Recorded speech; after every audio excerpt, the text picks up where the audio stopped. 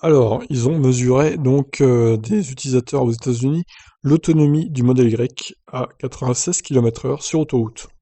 Un youtubeur a décidé de tester l'autonomie de sa Model Y à 96 km/h sur l'autoroute sur une distance totale d'environ 105 km, puis calcule l'efficacité du véhicule.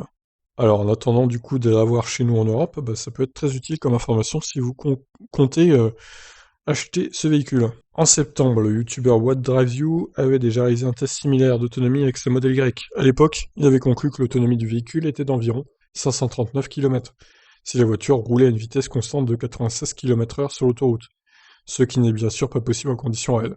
L'efficacité du véhicule était, elle, de 13,39 kWh au 100 km.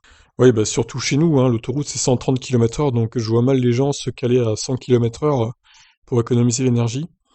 Apparemment là-bas, la limitation est plus basse, donc...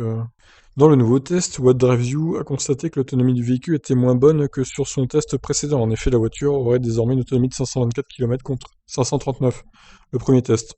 Cela donne une efficacité sur 100 km de 13,81 kWh. Il est étrange de voir l'autonomie de la Model Y diminuer alors que la mise à jour déployée par Tesla est censée avoir amélioré la portée totale du véhicule. Bien sûr, il faudra attendre davantage de tests pour confirmer ce résultat. Il est important de mentionner qu'une autonomie de 524 km à 96 km/h est déjà supérieure à l'autonomie de 505 km annoncée par Tesla sur son site internet. Bien sûr, en conditions réelles, vous pouvez malheureusement vous attendre à une autonomie bien inférieure à ce nombre. Bon alors Tom's Guide, on va vous expliquer un peu comment marche une voiture électrique. Donc il a fait son premier test en septembre.